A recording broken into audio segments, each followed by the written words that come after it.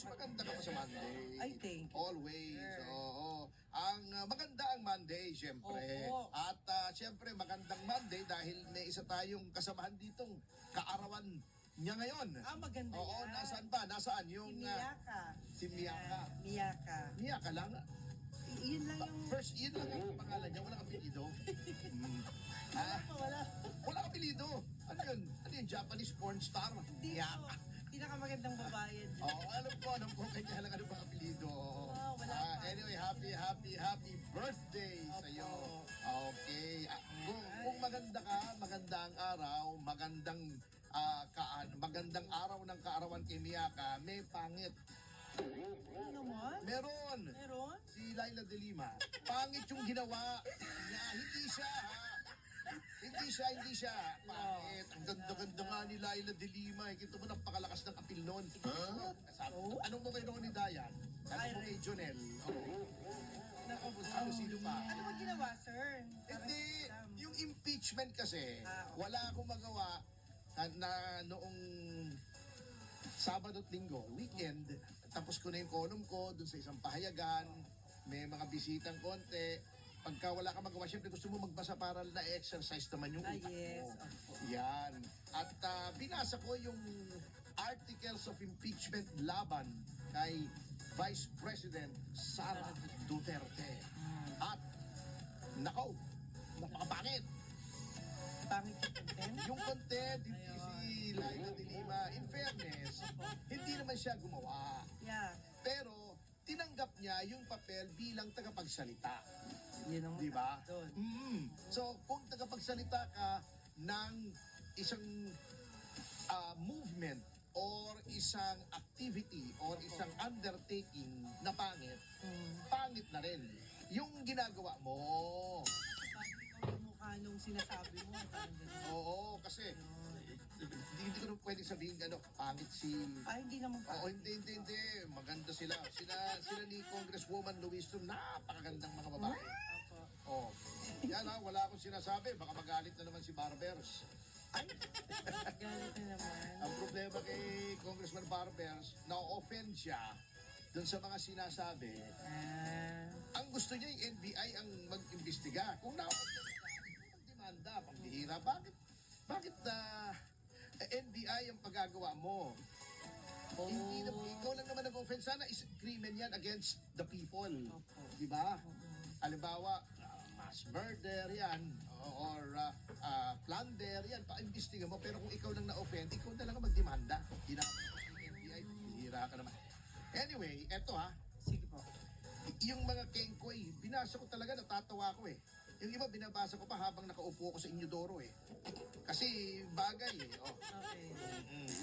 Unang-una, ang impeachment po ay impeachable officer ang Vice President. Anong ibig sabihin? Anong legal implication nito? Dapat, yung mga ginawa mo na para ikaw ay ma-impeach, dapat ginawa mo yon bilang noong ikaw ay nakaupo na as one of the impeachable officers. Ayun. Kung Vice President ang impeach mo, yung mga ginawa niya habang siya ay Vice President. Kung Presidente impeach mo, yung mga ginawa niya habang siya ay Presidente. Pero ito, kita mo ito mo yung sa articles of impeachment, lahat na lang ng maisip inilagay. Oo nga. Ang tawag dito ay MEMA. MEMA sabi. Ang MEMA sabi, MEMA. Ito, Article 4 Opo. Di umano daw si Vice President Sara ay naglustay ng 2.735 billion in secret funds noong siya ay Davao City Mayor. Davao City Mayor, bakit ngayon mo ipa-file? At nasaan yung proof mo? May plunder case ba man lang sa ombudsman? Nasaan ang iyong proof na merong paglulustay ng bilyon-bilyon? Alam nyo, kayo po ay nag-i-impeach ng second highest official na binoto ng 32 million Filipinos. Hindi basta-basta. Dapat ina-impeach yan kung puro chismis lang. Nakakatawa, chismis na nangyari nung hindi pa siya Vice President. Ito pa, ang kapangitan ng ginagawa ni De Lima. Ill-gotten wealth daw, 111 million. Nasaan? Nasaan ang proof? Yung pinakita ni Trillanes, ayaw ngang aminin nung AMLAC na sa kanila nang galing. Dinidinay nga nila, pinandidirihan nga nila. 2 beses nila sinabi, "Ay, hindi galing sa amin yan, hindi ko malaman kung saan galing yan." Papasihan mo yung nilabas ni Trillanes na impormasyon na hindi malaman kung saan ang galing, hinugot yata sa puwet ni Trillanes yun So, eto pa, yun ang Article 10, nakakatawa talaga. Okay. Article 11, meron daw unexplained wealth dahil nilalagyan ng mga drug personality. Sino? Oh. Sino? At ngayon ba, sinong drug personalities? Wala naman nakalagay doon sa Article 11. Sino nagbigay? May umamin ba na nagbigay sila kay Vice President? Puro ang tawag dito sa Chabacano, Kutsinanga. Chismis. Pero medyo bastos yun, kaya huwag na natin i-translate. Shira. Shiranay. Alam, sabayang ka o sige. Article 12. Okay. Hindi daw nilagay yung mga bank deposits sa SALN. Again, nasaan bank deposits? Alin? Magkano? Walay. Eto pa, Article 16. Opo. Mga EJK daw sa Davao City noong siya ay mayor. O kamote na naman itong alegasyon na ito. Unang-una, habang mayor daw siya. Pangalawa, sinong pinatay? Pangatlo, nasa ng kaso? Di walang kaso puro chismis ito Pangalan. Article 18, ito napakalabo. Gross incompetence and dereliction of duty during her second term as Davao City Mayor. Ano yun? Napakalawak. Vague. Sa batas, meron sinasabing void for vagueness. Kung ang akusasyon ay magulo, hindi maintindihan. Napakagulo. Parang bulbul. Buhol-buhol. Buhol-buhol magulo. Di ba magbuhol-buhol? Buhol-buhol yung buhok mo, buhol-buhol yung alambre. Opo. Hindi. Diba? Shortcut kasi. Sige po. Oo. Buhol-buhol ni De Lima, yung kanyang ginawa. Buhol-buhol yung ginawa niya. Grabe mga tao sila. Buhol-buhol! Sige Ano ba sinasabi ko? Natawa kayo. Yan. Anong gross incompetence? Kasi pag sinabi niyong ganito lang, alam niyo po ang nangyari pagka vague ang accusation, it violates the due process clause of the Constitution. What does the due process clause state? Dapat kung magcha-charge ka, may particularity, may specificity. Anong ginawa ko? Sasabihin ko, "Oy, ikaw, mamamatay tao ko. Bakit mo sinabi? Sino pinatay ko? Kailan ko pinatay? Saan ko nilagay yung bangkay? Nasaan yung bangkay? Paano ko pinatay? Binason ko ba? Binanil ko? Sinaksa ko?" Di niya alam. Wala. Ayun. Ba't namatay? Pinakitahan ko ng litrato ni Benny Abante, kaya pinatake sa puso. Ano ba nangyari? Anong cause of death? Allah. Unexplained wealth. Puro kalokohan eto pa. Tumanggap daw ng mga sari-saring mga suhol sa mga drug personalities. Hindi nga nila alam kung saan Sino? Saan? Kailan? Eto pa. Kung nakakatawa yon sa tingin ninyo, eto pa. Kasi daw ayaw niyang sumagot doon sa congressional inquiry, yung sa inquiry ng Quadcom, Opo. yung hindi pala Quadcom, I'm sorry, yung public accountability, yung blue ribbon ng House. Okay. Dapat daw siyang i-impeach. Ang gulo nga, marami pang legal question doon kung yung tinatanong sa kanya ay within the scope of the legislative inquiry, anong legislative inquiry, anong legislation ang kailangan, etc. Sumunod ba to sa due process? Sumunod ba to sa Ong versus Senate Blue Ribbon, etc. May legal question pa nga Itong pinaka-kengkoy. Ano po yun? Para sa akin, Ito mga kengkoy. Nagtangka daw siya, Take note, nagtangka na humingi ng 650 million in secret funds. Nagtangka. Hindi binigyan, hindi ginastos, nagtangka. Krimen na ba ngayon na nagtangka? itong si Laila de Lima. Kung gusto niyang matawa yung mga tao, all she has to do is magpakita siya sa TV. Matatawa naman. Attorney, ano ba yan? Pwede rin naman sumayaw siya. Di ba may mga videos siya sumasayaw? Palabas na lang natin yung video ni de Lima para matawa yung mga tao. Oh, God. Alam mo, side by side, may nag-video side by side sa kanila ni Congresswoman Luistro. Opo. Magkamukha talaga sila. Kaya mo na. Oo, pero wala namang masama kung magkamukha. Ano silang babae? Ayun. Maganda. Oo. Okay. Oh, nagtangka. Hindi naman binigyan. Natatanda ko yung joke eh. Yung isang lalaki nagre-reklamo sa kumpare niya. Ayan ang kumare mo, grabe. Hingi ng pera. Isang beses, humingi ng 10,000. O, nung isang beses, 5,000. Ba, nung isang beses, 30,000. Ba, kahapon lang, hiningan ako ng 50,000. Grabe. Umaabuso na. Binigay mo ba? Sabi niya, anong ginagawa niya sa pera? May malay ko, hindi ko naman binibigyan eh. Ano ba yun? Kaya nga eh. Oh my God. Kengkoy. Eh, Kengkoy talaga. Eto ba, ano po? umalis daw siya sa bansa nung nagkaroon ng super typhoon Karina. Oh, bagyo yun. Alam mo nung, actually, eto ha, nung binabasa ko yung articles of impeachment, kununod ko yung sarili ko.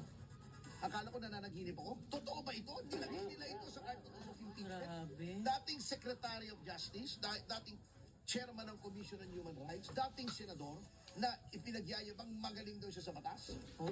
Can you imagine, pumayag siya na ilagay ito sa articles of impeachment at siya pa ang tagapagsalita para lamang magkaroon siya ng publicity dahil tumatakbo siya sa party list. Yun na. O, dahil alam niya hindi siya mananalo bilang senador, nag-party list na lang ngayon, gusto niya ng publicity.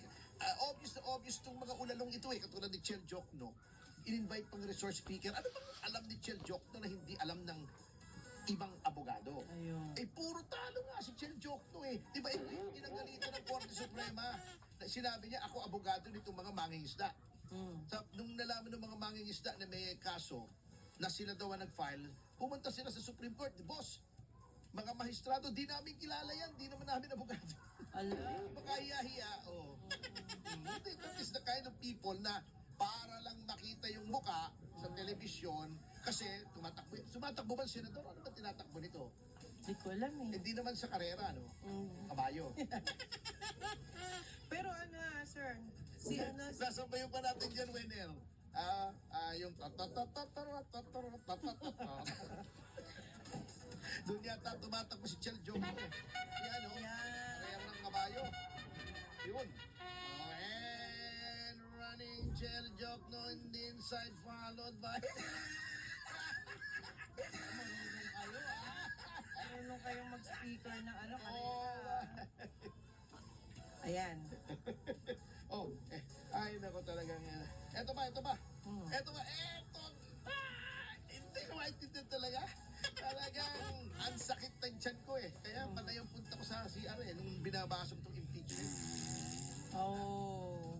Jerbox tong impeachment na to talaga. Ba't nagkaganon Ito sila? mo ha, ito mo ha. Ito. Ayaw daw niya na ikondena ang China tuwing pumapasok sa West Philippine Sea o South China Sea o whatever. Anak ng pating, hello? Eh kung ayaw niya eh, hindi naman siyang gumagawa ng foreign policy. Kung hindi yun ang opinion niya eh. Vice Presidente lang naman siya eh. May say ba siya sa foreign policy? O, ano ba naman yan? Talagang ibang klase. Ang pagdating sa kaimutan, number one itong impeachment. Ang dami ko na nakikita ng impeachment complaints. Yung kay ERA, naging abogado tayo ni ERA. Opo. Yung kay Corona, pinag-aralan natin yun. Yung mga impeachment na pinafile noon na hindi naman nagtatagumpay labang kay Pangulong Gloria Macapagal Arroyo nung panahon niya. Hindi pa ako abogado na noon ha. Pag pinabasa ko no, iyon mga at least may sustansya. Ito pa. Ito ha. Yun daw pagsabi kasi hindi siya umattend ng 2024 State of the Nation, di ba? Opo. Yung SONA. Sabi niya, di ba, nagbiro siya. Sabi niya, I'm the designated survivor. Ba, yun daw ibanta sa presidente. Ay, malaki na talaga sira ng complainant sa to. Can you imagine? Hindi siya pumunta, hindi naman pwedeng pilitin ka, imbitahan ka sa SONA, pero kung ayaw mo, di wag mo. Correct. Tapos nagbiro siya designated survivor ako. Ito yung designated survivor kasi walang alam itong mga to kundi mag-Google, manood ng TikTok. Kung ano yung echo chamber nila sa social media, sila ang nag-uusap. Hindi siguro nanonood ng cable ito or Netflix may designated survivor. Yes. Joke po yun. Hindi nyo nakuha. Hindi po namin kasalanan kung walang laman ang utak nyo. Eto, dahil daw dinipensahan si Pastor Kibuloy. Can you imagine that? Impeachable offense yun. Impeachable. Oh my God! Hindi ko na kaya. I cannot. Oh no! I cannot. Nagkagano. Diyos ko po, Ricardo! Ano pa mga Pilipinyo? Ala. Ay, jablo kayo. Ay, mga jablo. Ay, guruti dapat sa inyo si Pastor Kibuloy. Hindi nyo ba alam, innocent until proven otherwise? Ano kung dinipensahan? High crime yun? I-demanda nyo rin ako Grabe, no? sa pagdidepensa kay Pastor Kibuloy. Diyos, talagang, Diyos te salve Maria, lleno de gracia. Attorney, di ba? Ito ba, hindi matapos. Yes, But sige. wait, Sige. there's more! Okay. Nagdabog daw kasi. Nagdabog! Kasama At yun. throwing a tantrum when certain police personnel assigned to her security were recalled. Nagdabog! Impeachable offense, nagdabog! Alam mo, kung di lang matigas yung mikropono to, mahampas ko sa ulo ko. Wag. Masisira ulo ko din sa mga to. God sumabi! Oh my God. God sumabi! Nagdabog! Talaga, nagdabog? Really? Ay, nako. Talagang, ito. Ito ba? Impeachable offense daw to. Dahil gusto daw niyang hukayin yung bangkay ni Pangulong Marcos Sr. Impeachable? Really? Di ba? Dilima? Ayaw niyong ipalibing sa libingan ng mga bayani itong si Marcos Yan, Sr. no? Ngayon magagalit kayo pag sinabing ihuhukayin. Napaka-ipokrita ninyo dyan. Yung mga grupong impeachment, yung paring adik, si father adik, yung mga madre dyan, sino yun? Yung ang pangit ng gupit. Yung gupit lang hindi ko sinasabi yung mukha Ano, kunghun ba yun? Kunghun. Kung tao man yun. Oo. Bakit ba ka na naggupit noon? Nadulas pa yung barbero noon pag hinabol na lang sa kabila. Choice niya. Choice. Choice niya maging katawa-tawa yung gupit niya. Okay. Hindi natin sa magpagupit kaya akong ganon. Wag. Kahit bayaran mo ako sa milyon, di ako magpapagupit ng ganon. Ang ipokrito ninyo, mga paret-mari ko. Ay, naku, Oo nga talaga. pala, no, kasama rin sila dun sa ano. Dios mío, caramba. Eso es terrible, absolutamente ridículo. Yan. Ako, ora tuloy ako sa Spanish.